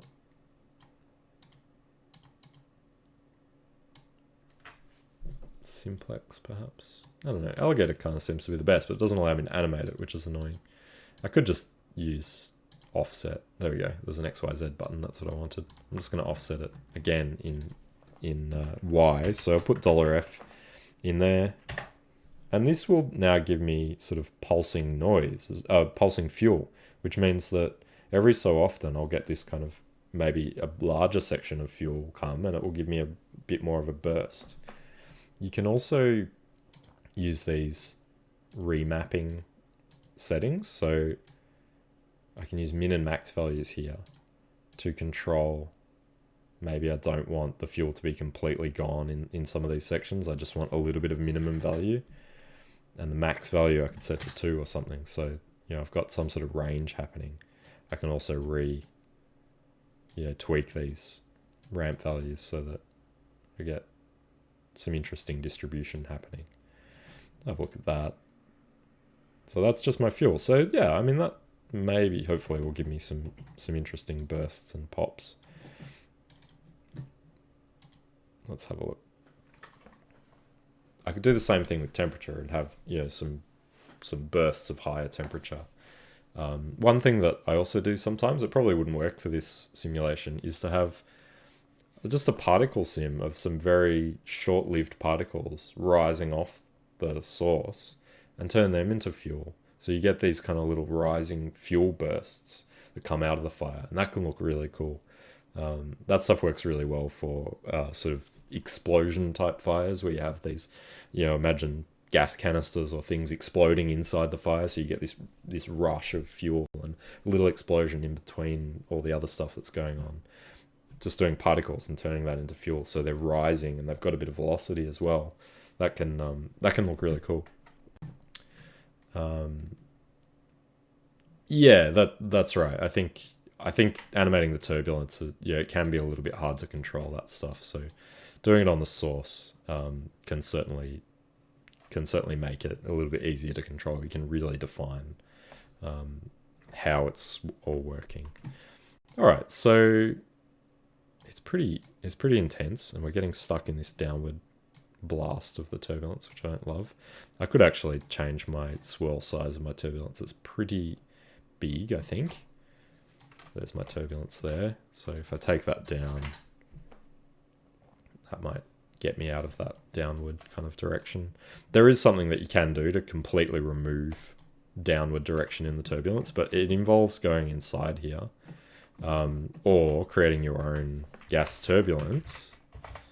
What you need to do is allow editing of contents, go inside, find where it's adding the noise, which is, I think, here, if you find this gas field VOP.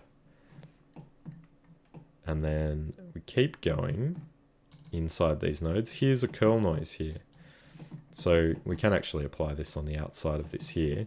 So our curl noise is being applied here, and curl noise is pointing in every direction, but we can actually clamp that noise to not be downward. So, you know, by default, it would be sort of pointing in every direction like this, -1, 1, 1, 1. But if we put a 0 there, that won't now apply noise, or so that won't apply noise downwards because we've clamped that value, that noise value. I usually set these to be quite large because I don't actually want to clamp the rest of the vectors. But this will stop any downward noise coming through your turbulence. So that is something that you can do. You can also dive inside the Pyro Solver and find that. Here are the shaping settings here, so I can do that same thing if I open the Pyro Solver up, allow editing of contents, go over to the shaping, you can see it's labeled shape operators, gas turbulence, allow editing of contents, compute turbulence, clamp. And this is what I love about Houdini, is that you can do this stuff. You can actually get in and modify these things and just really mess with it and see how they built it. It's all just tools that they've put together for you, and using regular Houdini nodes, so you can just mess with that stuff. And now you'll see that my turbulence, when I visualize it, it won't have any kind of downward velocity. This is actually my velocity field, I think. No. Oh, that's interesting. Maybe I screwed it up. Let's see. What did I do wrong? I might just set these a little higher.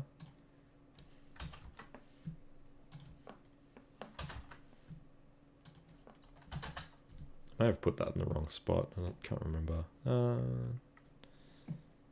Oh, you know what? I think yeah, I did put it in the wrong spot. Was what I've done is I have clamped, I think, all my velocities.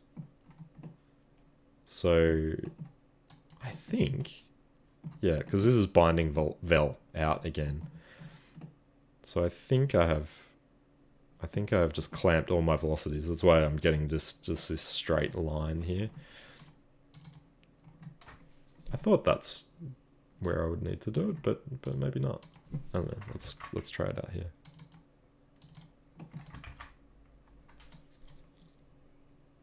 Hey, there we go. Let's see. This is doing something different now. It's been a while since I've done this clamping. Oh, there we go. So now I'm getting some slightly different stuff happening. But yeah, I think maybe that's not quite right. It is something like that. I just can't remember exactly where you meant to put that clamp. I usually do my own turbulence in a gas field VOP, which makes it way easier to kind of do this stuff because I know how it's been set up, and I usually do it a lot simpler. But that's kind of what you can do. You can imagine when it's working, basically we could see all these up vectors, but not the down ones. You can see how these curve downwards. We wouldn't see that. It would just kind of go flat eventually. I'll see if I can figure out where I'm meant to put that. I'll show you next time. All right, so I think this is working not too bad. This sort of, all we're focusing on really here is the effect of Kong. And you can see my swirl size now is a lot smaller, so hopefully that won't result in those big pushes downwards. So we're running out of time. I won't be able to simulate this whole thing now while we're watching, because it'll be, one, incredibly boring, but it will probably take a bit longer than 20 minutes. I'm going to write this to disk, so I'll go back and set my frame to 100. I'll put my file cache down and call this torch 1. And I'll write that to disk. But before I do that, I'm going to duplicate this setup. So I'm going to take all of this here, including the .NET and even the whole thing. I'll just duplicate that, copy, and paste. And what happens when you do that is that the .NET also updates to the copied initial bound. The source updates as well to the new source. So, hey Patrick, welcome. So I haven't had to rehook anything up because I copied them all at once. It links it all up again, which is awesome. So now I've got this for my other torch, so I can go in and choose the opposite one. So I'll copy that blast there, and I think I can just do delete non-selected. There we go. Then rehook everything up. My bound all still works. My fuel should all be kind of the same. If I have a look at that guy, there we go. Have a look at the points, that's all good. And my .NET, now if I go to 100,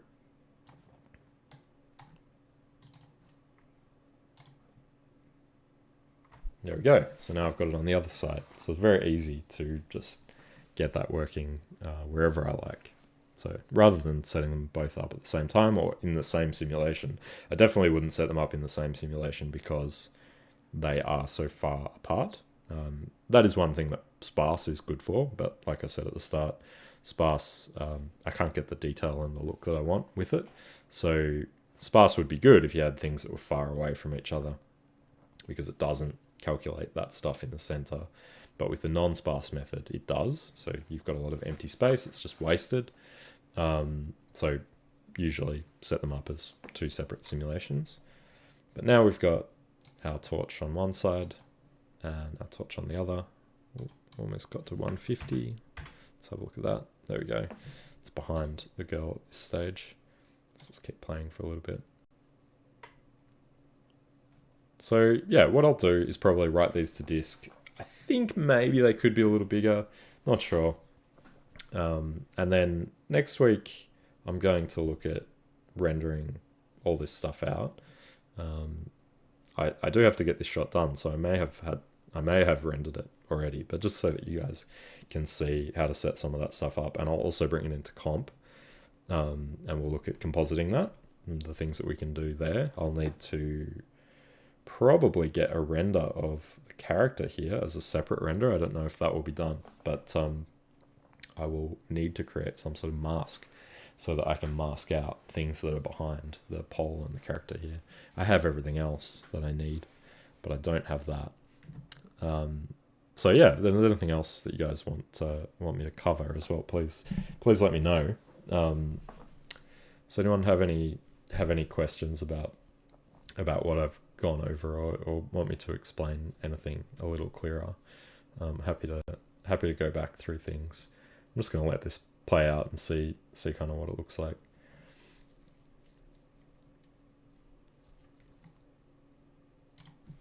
I think, yeah, it could benefit from being slightly larger, but I'm pretty happy with the motion of the fire.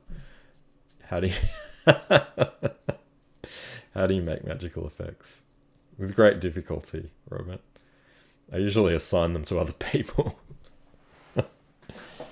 Some people are really good at them, and I tend to give those magic shots to other people, or decline to work on them if asked. Can you make a Thanos portal? That is something that people ask me about all the time. I think those things are not overly hard to do. The difficult thing is making them look cool, and a lot of that comes down to not actually creating the no questions on this. Very useful as I'm going through the pyro tutorials at the course. Oh, great. Well, that's good. I'm glad you found it useful. I think, the Thanos portal. Are you being serious, Robert? Do you want me to try and show you how to do a Thanos portal?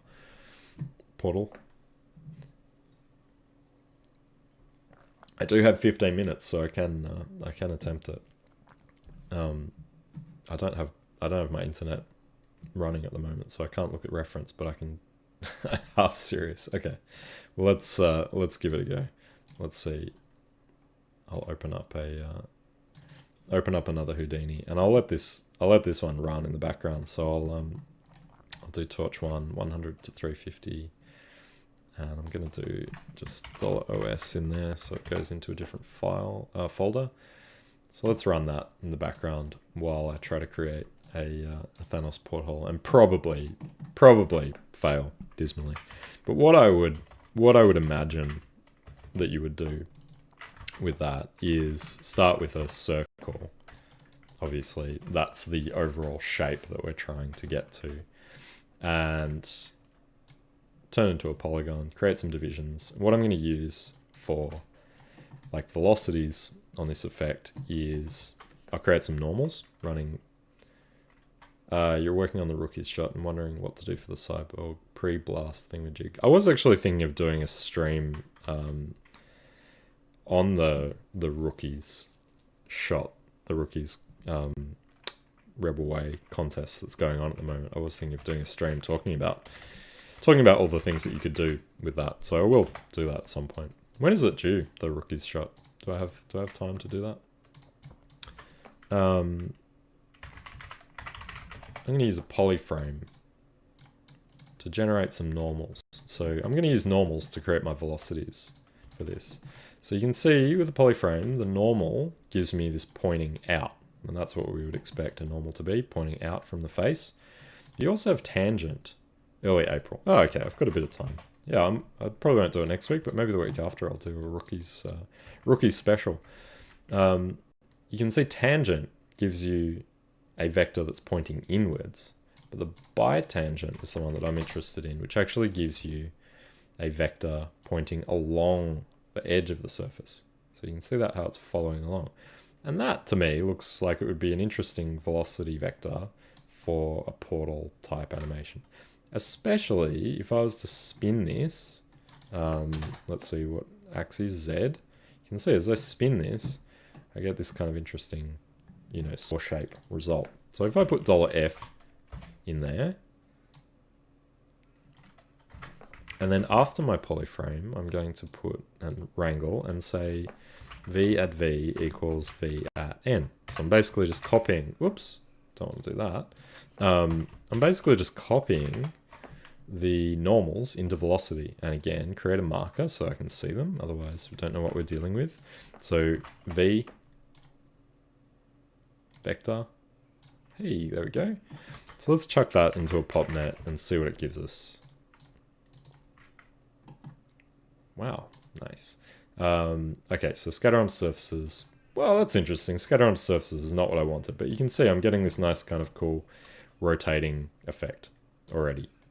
I just really wanted to do points so that it was going from the edges only. But you can see I get this nice swirling result. If I had a ground plane in there as well, I would get some nice interaction from that. So as this portal is kind of opening up, let me just, I'll move my circle up.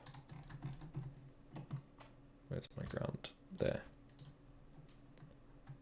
Something like that. And they're probably living like way too long. So let's go to birth. Life expectancy 1, life variance 0.5. There we go.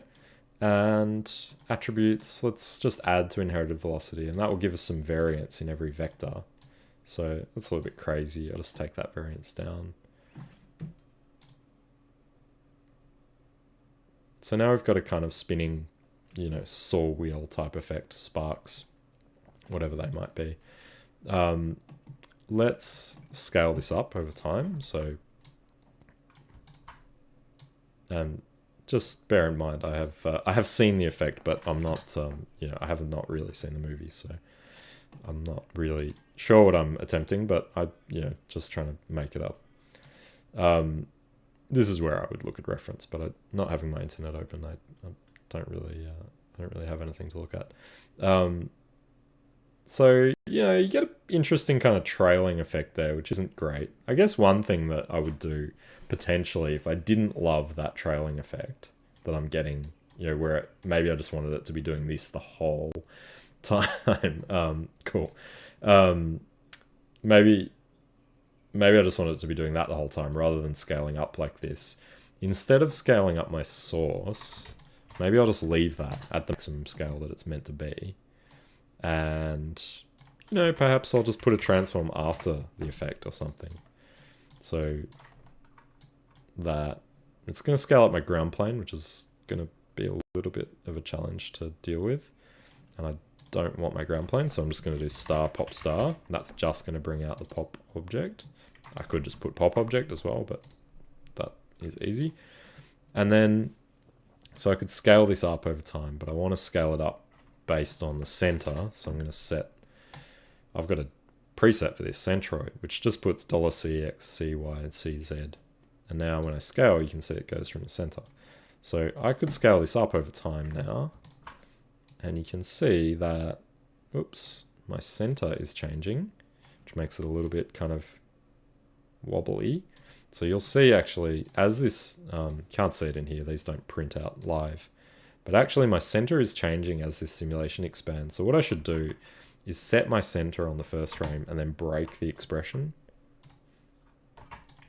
And that will just give me a static center. And now it won't sort of jump around as I'm scaling it, because the centroid is recalculating the center every frame. And if you have a look at these center values, let me just move this over.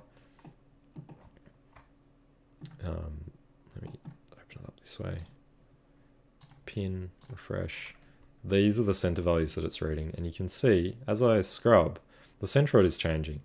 So that's one of the biggest problems that you run into when you're trying to scale something based on the centroid or move something based on the centroid in post, especially pyro sims. The center is moving because that bounding box is changing as your simulation expands.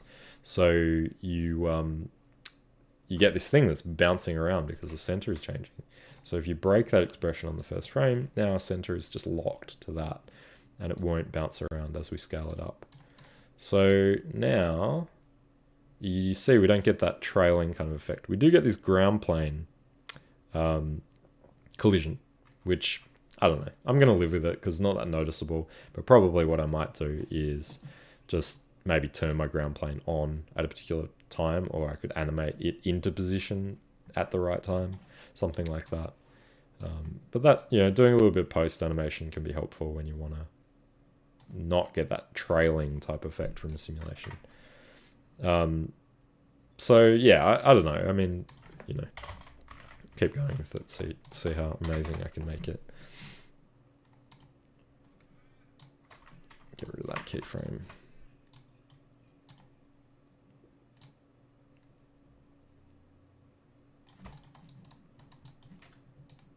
And at the moment, I'm just spawning points from the circle points. So depending on, you know, how many points I want, I can increase or decrease that. So if I wanted less sort of spawn points, I could decrease that so that maybe I get a slightly sparser emission.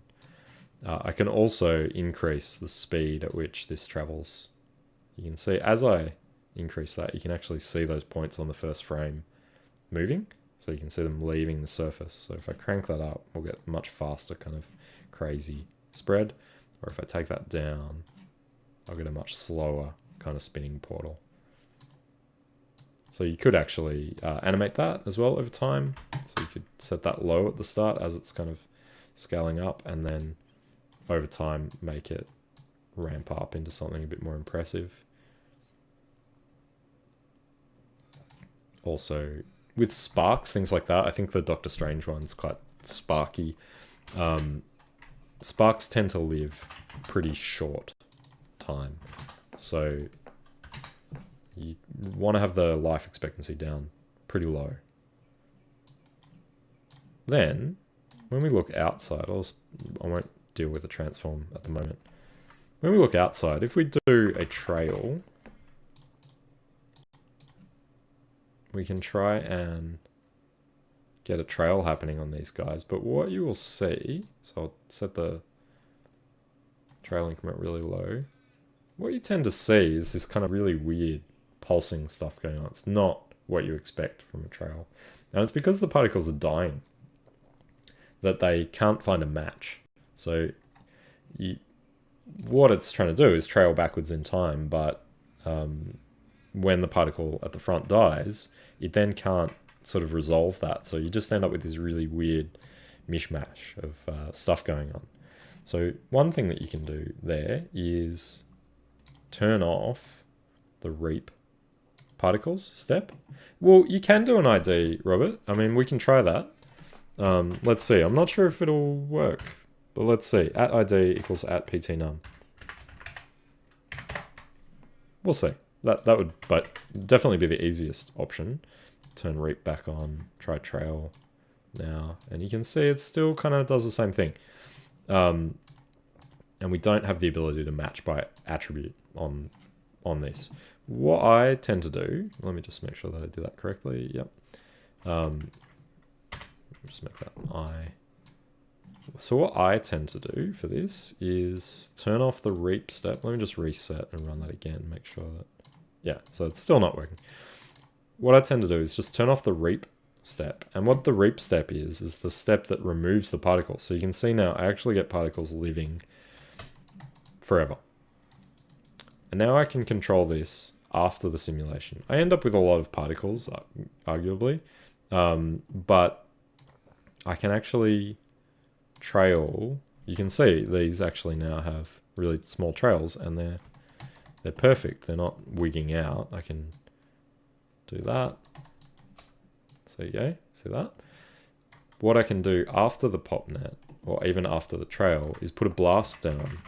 So I think maybe it's probably after the trail that I want to do it. Blast. And we have, coming out of here, I've got a lot of warnings, but bad geometry blend due to mismatch point or primitive counts. I think that's probably just being, I don't know what's going on there. Doesn't matter. People always ask me about these warnings and how to make them go away, but like if it's not causing you significant problems, it's not really a problem. It is just a warning, not an error. Too many errors. I don't know what that is. It's weird. We have age. That's what I'm interested in, because that is what is determining how old the particles are. And when age equals life, the particle gets removed. But I took off that reap step in the solver, so they don't actually get removed. But they do register. If I look at my trail, let's just turn that off for a sec. They do register a value in the dead attribute. So you can see dead equals 0, that means it's not dead. Dead equals 1 means it's technically dead, but it hasn't been removed because of that reap checkbox has been turned off. So I can, in the blast node, say at dead greater than 0, set it to points, and you can see that now gets me my result back. But I can turn my trail back on, and now I get perfect trails. Now there are lots of ways of kind of fixing this problem, but that's, you know, a nice easy one that I like to use, and it gives me perfect trails that I can also make as long as I want. I can also, after the simulation is over, I can choose to increase the life of these particles. So instead of using dead, I could use at age, and I could just say at age greater than 0.25, for example. So I can, that's kind of what I had originally. I can change that, greater than 5. Oh, actually, I want them to live a bit longer, greater than 1. So I can actually dynamically change that after the sim, and I could animate that. I could play with it as much as I like. I could randomize it as well. But you can see it gives me a lot of flexibility post-sim to change that stuff. So trail is a really good way of getting those kind of nice sort of curve or nice kind of line shapes that you want from a spark. But what you can also do to add a bit of interest to it, if you have a look at the I think I've seen this in the Doctor Strange stuff. I just realized it's 12 o'clock, so we'll have to go soon. But what you can do is add a little bit of noise to it. So let's just put down very quickly a point attribute. Point VOP, attribute VOP, whatever you like. Just needs to be something running over point. Sparks. So I'm going to put down a curl noise, hook it up to P, and I'm going to add it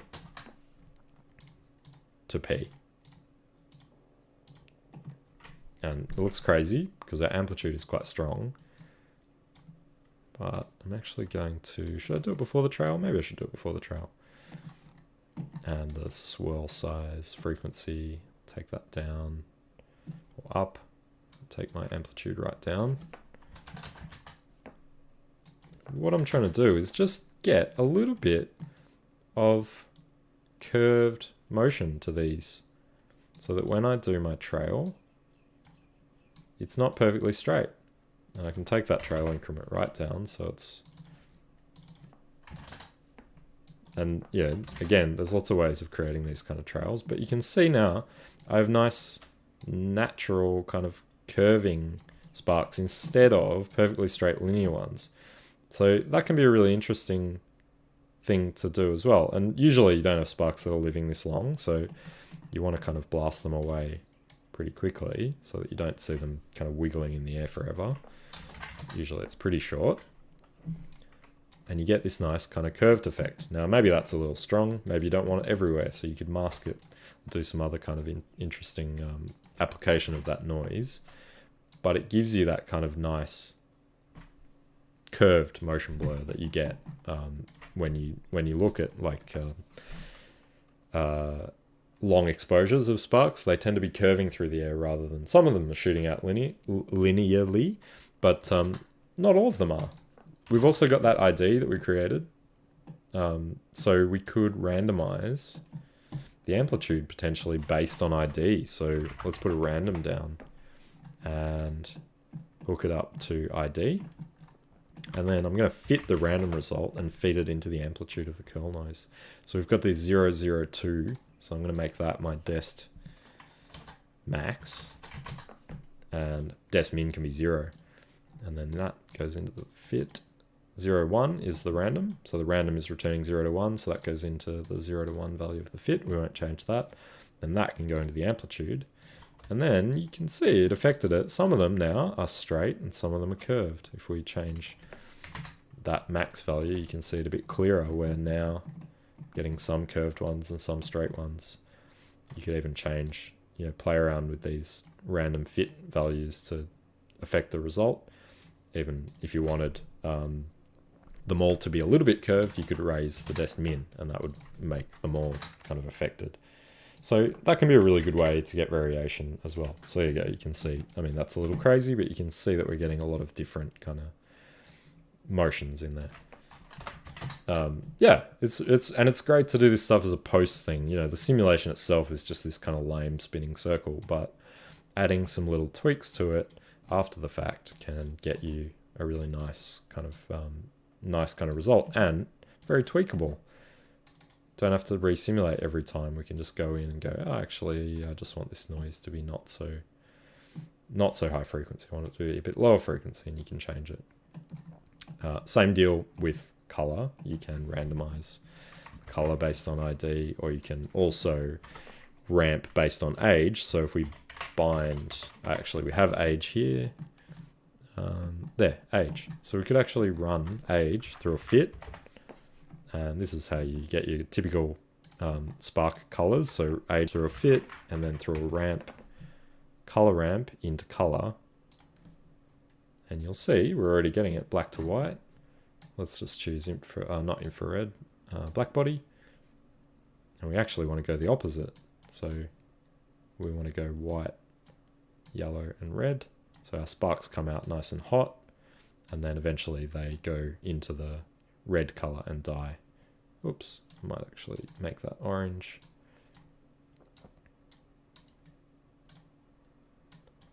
And our fit at the moment is just 0 to 1, which our age value is being clipped at 0.25. So you can play around with that to get the result that you're after. Again, you can randomize that as well. So maybe random off of ID, multiply, you know, in there or something. I'm not sure what. Maybe add. And a fit to control what we're adding. Val. And there we go. So now we've got a bit of a random kind of age being added. So we could add maybe like negative 0.1 and 0.1. And now we're creating like a little bit of offset to the age, so that some of them are living, or their age value is low, and some have an age value that is high, and that will push them into a different color. So that can be an interesting thing to play with as well. Those colors aren't that nice. Maybe add a little yellow in there. There we go. So I appreciate it's not not exactly the Doctor Strange porthole that you were hoping for, but yeah, that's kind of my approach to it. And doing a lot of post simulation stuff is definitely a way to get you know, a much more sort of controllable setup. You can do a lot with it. Increase the age, increase the length of the trails, add noise, all that sort of stuff. I haven't done anything in the simulation apart from sourcing and setting up the velocities a little bit. Yeah, that's it. Simple, keep it simple. Until it needs to be complicated, and then you can add all that complicated stuff in if you need to. Yeah, cool. All right, guys. Well, thank you for joining me.